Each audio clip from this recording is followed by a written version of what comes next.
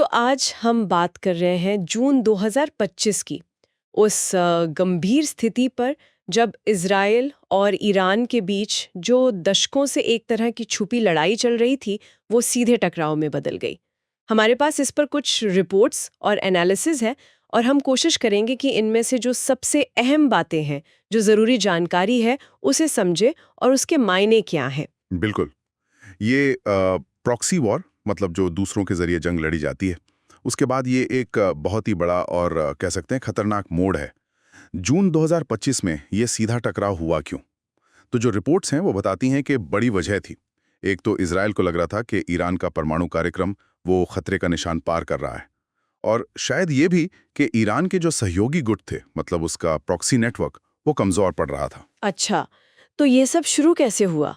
मतलब घटनाक्रम तो काफी तेजी से बढ़ा। हाँ 13 जून 2025 को इजराइल ने अचानक से ईरान के अंदर 100 से भी ज्यादा ठिकानों पर हमला कर दिया। हाँ, और इनमें उनके परमाणु ठिकाने थे, मिसाइल लॉन्च पैड्स थे, और ये भी खबर आई कि ईरान के कई बड़े सैनिक कमांडर, हाँ, जनरल सलामी और बगेरी जैसे नाम सुनने में आए। बिल्कुल, वो भी इन हमलों में मारे गए। और सिर्फ 4 दिन में, मतलब 17 जून तक इजराइल ये दावा कर रहा था कि तेहरान के आसमान पर उनका पूरी तरह कब्जा है, मतलब कंप्लीट एयर सुपीरियॉरिटी। और फिर मामला और बड़ा। 22 जून को तब अमेरिकी राष्ट्रपति ट्रंप ने आदेश दिया और अमेरिका सीधे इस लड़ाई में कूद गया। अच्छा, अमेरिका भी आ गया। हाँ, सीधे तौर पर। बीटो बॉम्बर से, वो जो 30,000 पाउंड वाले भारी भरकम बंकर बस्टर बम होते हैं ना, हाँ हाँ, जो जमीन के बहुत नीचे तक मार करते हैं। बिल्कुल, वो गिराए गए और टोमाहॉक मिसाइलें भी इस्तेमाल हुई। निशाना एकदम साफ था, ईरान के 3 सबसे अहम परमाणु ठिकाने, फोर्डो जो पहाड़ के नीचे है, इस्फहान और नातांस। मतलब मकसद साफ था कि ईरान के परमाणु कार्यक्रम को बड़ा झटका देना है। लगता तो यही है, उसकी कमर तोड़ना। लेकिन ईरान ने भी तो कुछ जवाब दिया होगा। हाँ, ईरान ने भी पलटवार किया। 13 जून को ही उन्होंने operation true promise 3 code name से मिसाइलें दागीं।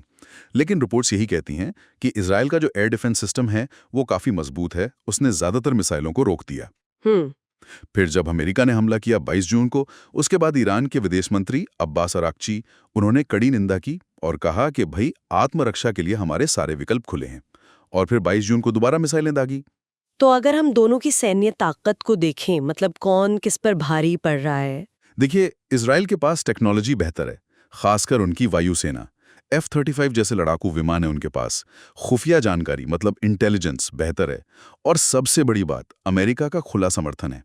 हम्म लेकिन एक बात यह भी है कि युद्ध से पहले उनकी मिसाइल बनाने की जो रफ्तार थी, वो रिपोर्ट्स के मुताबिक करीब 50 प्रति माह ही थी, जो कि इस पैमाने की लड़ाई के लिए शायद कम हो। और इजरायली हमलों ने उनकी हवाई सुरक्षा को भी नुकसान पहुंचाया है।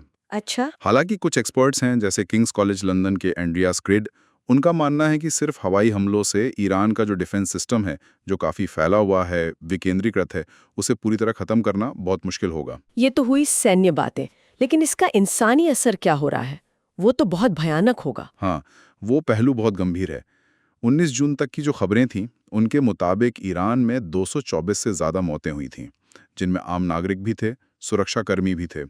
और इजराइल में 24 लोगों की मौत की खबर थी, और लाखों लोगों के बेघर होने का खतरा है, खासकर ईरान के अंदर। पड़ोसी देश भी डरे हुए हैं, जैसे जॉर्डन वगैरह में भी काफ़ी डर का माहौल है। और एक और अजीब सी बात सामने आई है, वो एआई से बने नकली वीडियोस की। हाँ हाँ, बिल्कुल। ये एक नया ही मोर्चा खुल गया है। मतलब ऐसे वीडियो फैलाए जा रहे हैं जिनमें दावा किया जा रहा है कि ईरान ने इजराइल का F-35 फाइटर जेट मार गिराया है। और ये वीडियो एआई से बने हैं, नकली हैं, लेकिन सोशल मीडिया पर करोड़ों बार देखे जा रहे हैं। इससे कंफ्यूजन और बढ़ता है। सही बात है। तो ये लड़ाई सिर्फ 2 देशों के बीच नहीं है, इसका असर तो पूरे क्षेत्र और दुनिया पर पड़ रहा होगा। बिल्कुल बिल्कुल। एक तो सबसे बड़ा खतरा यह है कि ये लड़ाई और फैल सकती है पूरे मिडिल ईस्ट में। इससे दुनिया भर में तेल और गैस की सप्लाई पर भारी असर पड़ सकता है। ऊर्जा बाजारों में तो अभी से उथल-पुथल है ही, क्योंकि ईरान का जो साउथ पार्स गैस फील्ड है या इजराइल की हाइफा रिफाइनरी, इन अहम जगहों पर भी हमले हुए हैं। हम्म और दुनिया भर में भी चिंता है। रूस और चीन ने इजरायली हमलों की निंदा की है। यूएन के जो सेक्रेटरी जनरल हैं, उन्होंने कहा है कि ये बहुत ही खतरनाक एस्केलेशन है, मतलब तनाव खतरनाक रूप से बढ़ रहा है। कूटनीति, डिप्लोमेसी का क्या हो रहा है? कोई बातचीत की कोशिशें तो चल रही हैं, जिनेवा में बातचीत की बात हो रही है, लेकिन दोनों पक्षों में इतना ज्यादा अविश्वास है, ट्रस्ट डेफिसिट है कि मुश्किल लगता है। और परमाणु अप्रसार का मुद्दा तो है ही। ये हमले शायद ईरान के कार्यक्रम को कुछ साल पीछे धकेल दें, लेकिन जो परमाणु तकनीक का ज्ञान उनके पास है वो तो खत्म नहीं होता ना। इसीलिए IAEA, जो यूएन की परमाणु एजेंसी है, उसने भी परमाणु ठिकानों पर हमलों की निंदा की है। अगर हम समझने की कोशिश करें कि दोनों चाहते क्या है, मतलब इजराइल का लक्ष्य क्या है और ईरान का क्या है? देखिए, सूत्रों के मुताबिक इजराइल का सीधा लक्ष्य तो ईरान को परमाणु हथियार बनाने से रोकना है, शायद उसके परमाणु कार्यक्रम को पूरी तरह तबाह करना। कुछ रिपोर्ट्स में यह भी कहा गया कि शायद सत्ता परिवर्तन की भी बात थी, लेकिन उस पर कथित तौर पर राष्ट्रपति ट्रंप ने वीटो कर दिया। अच्छा। और ईरान इसे कैसे देख रहा है? वो इसे अपने परमाणु कार्यक्रम और अपनी हुकूमत को कमजोर करने की एक सीधी साजिश के तौर पर देख रहा है।